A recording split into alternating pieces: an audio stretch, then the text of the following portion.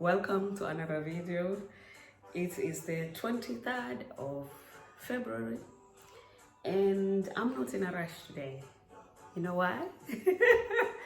I am off until Friday, so I only have to go to school on Thursday and it's only in the afternoon. Oh, I see my mama mod shirt is showing off. This is from getting the children ready in the morning. So anyway, yeah, I'm off until Friday, but Thursday I have to go to school in the afternoon, only in the afternoon. And otherwise I'm just taking time and enjoying myself, preparing for my journey back home, getting last minute stuff. Anyway, welcome.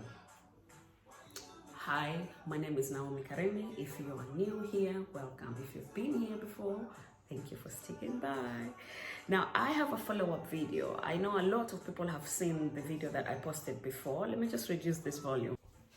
So, I posted a video probably a while ago now about back carrying, how to carry a baby with a wrap, the Kenyan way. We do it the Kenyan way.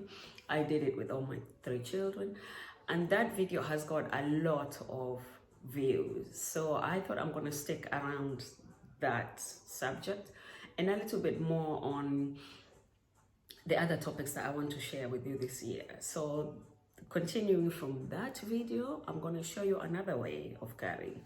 Now, this is a carrier that I use quite a lot now in my work as a maternity nurse.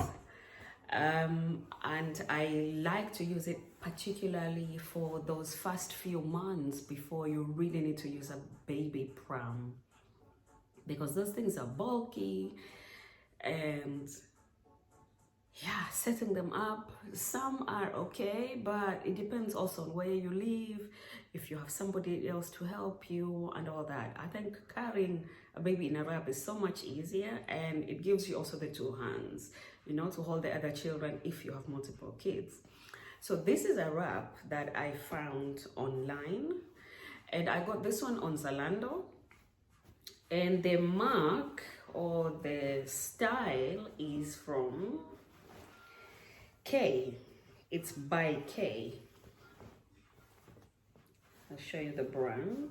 Let me open it completely.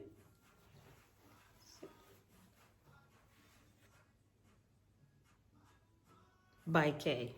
Now, why do I like this one? Let me show you. So when you open it, this is the flap that when you're carrying a baby, you can cover them up if it's sunny, okay? We're gonna miss this flap for a minute, and then I'm gonna show you what it looks like. It looks like that, like a normal, like the other carriers, but this one is made different, right? It's made different in a way that the straps are wider, which is nicer ergonomically for your shoulders. Okay, they're absolutely perfect, and they're long, really long. Now, I know a lot of people will ask how long is what, but this is the length that it is. So this is 1, 2, and a little bit. See, this is one arm, and that's the top. And then you have the bottom, which is made like this. So I'll put it on, and then you can see what I mean. So the carrier itself is made really nicely. Where you see the label, this is the part that needs to be inside. So we put it, the label is here, and I'm going to turn it towards me. So what you do is you first tie, I hope you can still see me.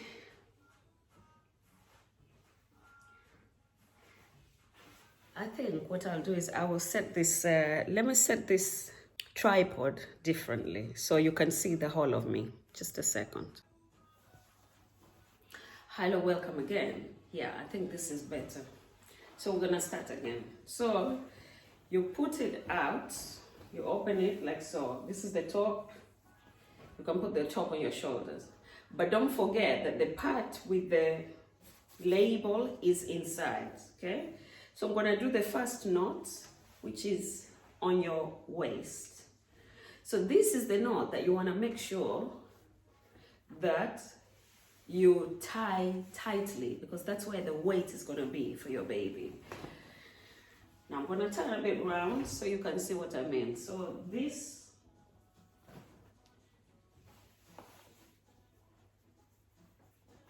what I normally do is I just tie it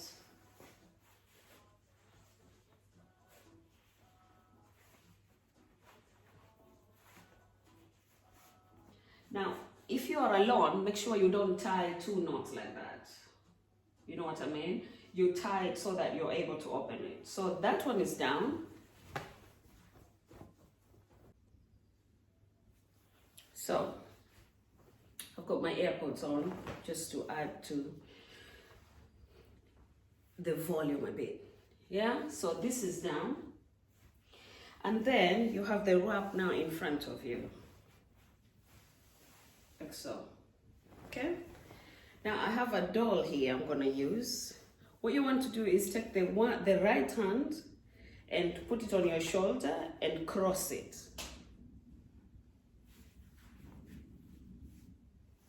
This is the right.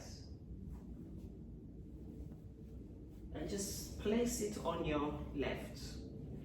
And then we're gonna take do the same thing. We'll take the left, put it on the shoulder, and make sure you cross it at the back. So like that.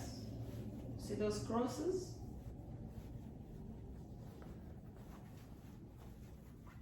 So this is crossed, okay? And then you're gonna take your baby. I've got a baby chair here. I'm gonna use this one too. What you wanna make sure is your baby does not sit too far down. And how do you know that? Is the head has to be right under your chin that you can kiss the baby. That way you know that your baby is not too far out. Now with some, like the Ego carrier, I think they sell a little cushion that you can put underneath so the baby can sit under and tilt them up.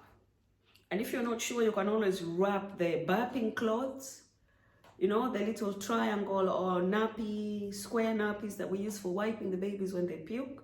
You could use a few of those. If yours is bulky, because nowadays they make them so big. So you could use one of those, wrap it up or fold it nicely, and then put it under their bottom. So they are sitting, they're tilted a little bit up. Okay? And the next thing you want to make sure is your baby is actually sitting like a frog. This is part of the reason why you hear them say many African babies don't suffer from hip dysplasia. Is because of that. That information is vital. So how do you make sure your baby is sitting like a frog? Is you make sure they are sitting like this on you. You see? That they are not hanging. Because sometimes you walk outside and you see a baby literally dangling in a carrier. Sometimes I do say something, but it depends also on what the reaction is when I make the first contact with the parents. Then I normally would correct them a bit. But this is important. The baby has to be like they are sitting. And this is important because in Africa, when you see how a baby is sitting, when they're sitting like this at the back, all the movement from the mother, what they're doing is they are massaging those hips. So they make them very flaccid and movable. That's the movement that you want. So the baby has to sit like this, like a frog in the carrier, right? So then here you have your cloth that you folded, or a cushion or a pillow, and then the baby's length is where you can, this is far down, so I will put the baby like almost just under my rib cage, so I can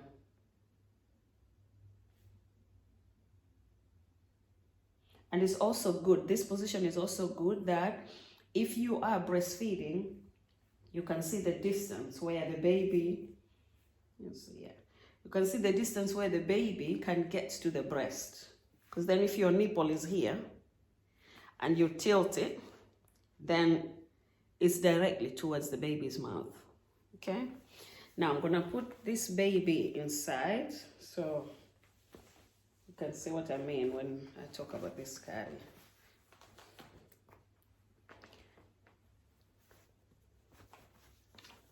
Okay, so this is the flap that you would use. Now the next thing you want to do is with those crossed flaps at the back, these ones, now you're gonna tighten them. Tighten them, make sure they are crossed still.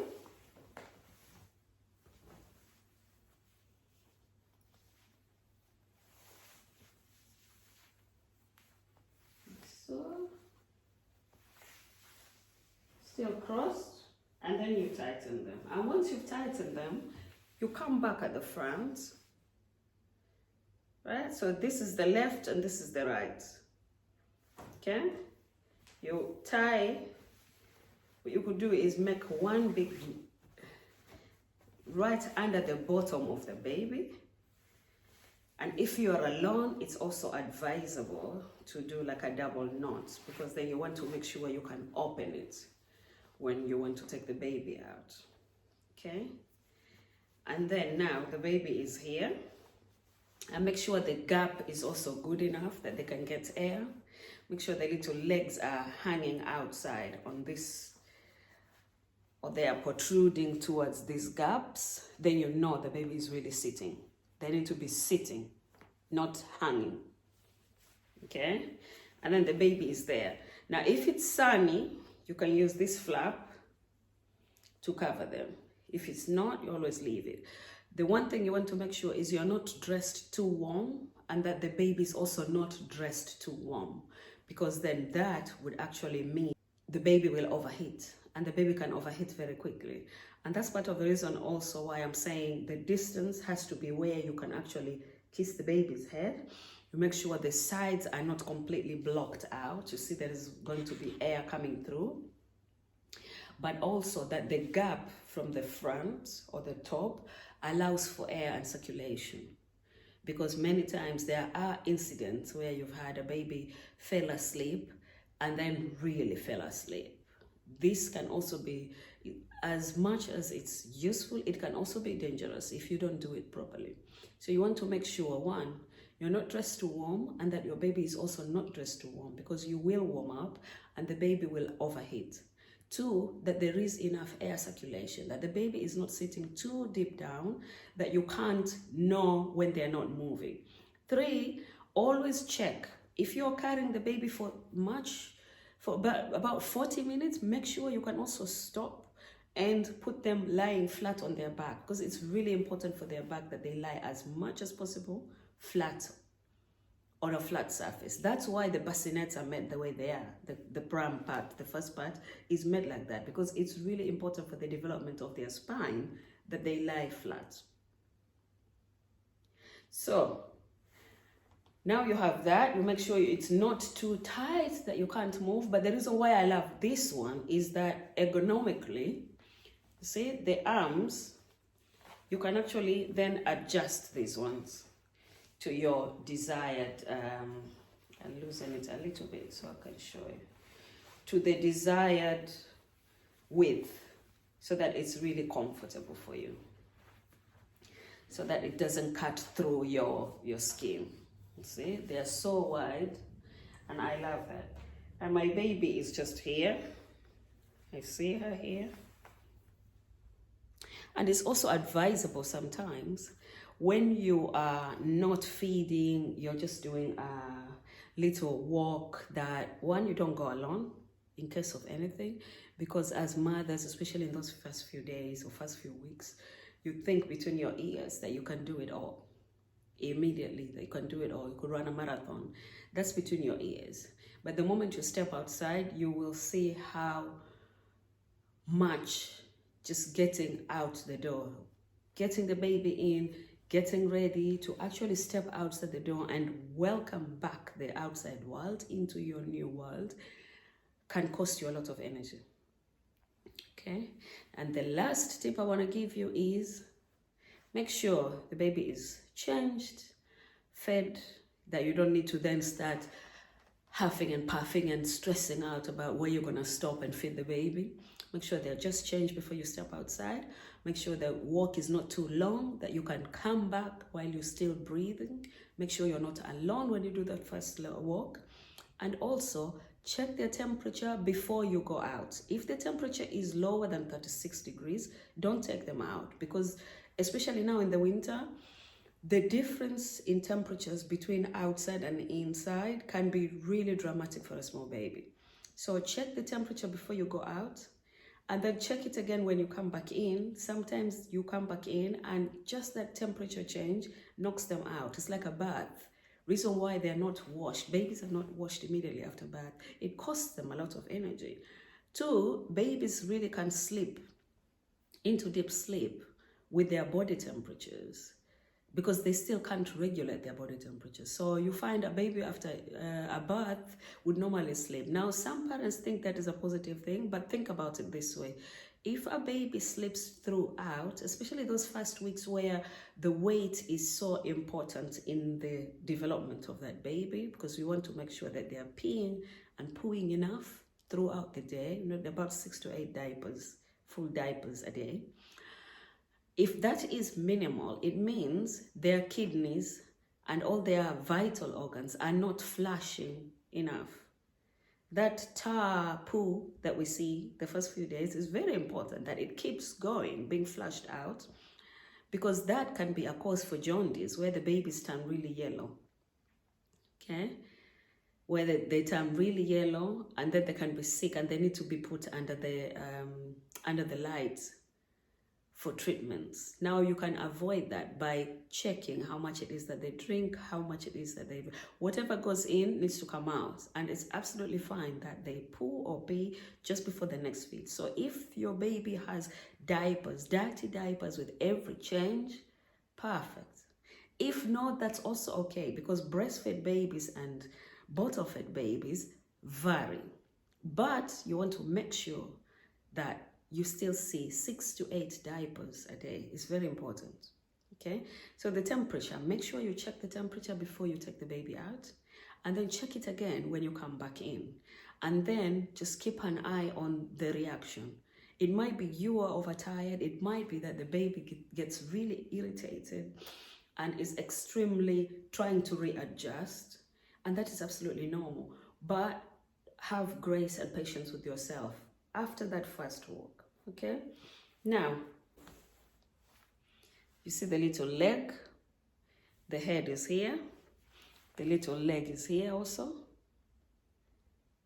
And for a normal baby, unless they're very small, the leg would normally protrude much longer, much farther. And then this is the cross at the back, and then your first knot. And if it's too much, if it's too long, you can just tuck it. You can tuck the ends. Okay, and down here I have the other knot where the baby is sitting under. Okay, and this is it. The reason why I love this carrier is because it is so wide. You can actually carry a big baby. I carry my 9-year-old now. Sometimes when he's sick and he's so unsettled and he just wants to be next to me, he has a disability. So when he's sick and he just wants to be next to me, I can carry him in this. It is made so strong, but the one that's enjoying it still is my 3-year-old. The 3-year-old has really gotten used to being carried. He's the one that is on the other video. If you haven't checked that one, check it here. I'll link it on this one. And up to now, I still carry him. Now, that one is my last born. I know you can never say never.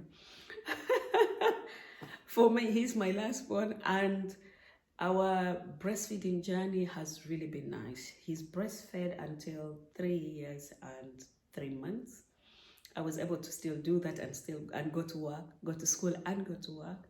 So by the time that I started going to school full time and working, we managed to get into the phase where I do it in the morning for our cuddle moments, waking up slowly. And then I do it for the evening also for our moment, mother and son moment. Now, the next video, I'll talk about my breastfeeding experience, what I did, how I did it, what else I did, what I learned, and that sort of things. And so, yeah, I'll leave this one here. Thank you for watching. If you haven't subscribed, please do subscribe, and I will see you in the next one. Bye.